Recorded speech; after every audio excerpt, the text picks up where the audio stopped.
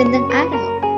Ako si Mami Jess at sa video na ito, pag-uusapan natin kung ano ang pangalan, ano ang kahulugan nito at ang mga halimbawa. Simulan na natin! Ano ang pangalan?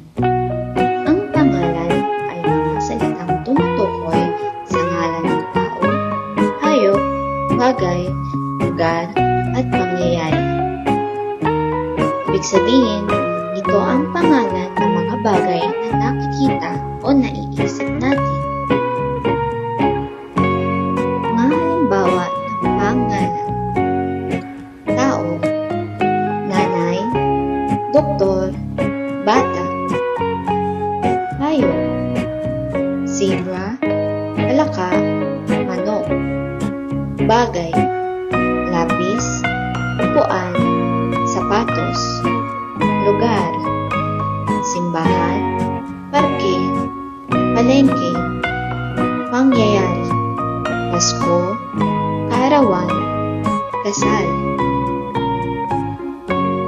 Maikling paalala: kapag ang salita ay pangalan ng tao, hayop, bagay, lugar, o pangyayari, ito ay pangalan.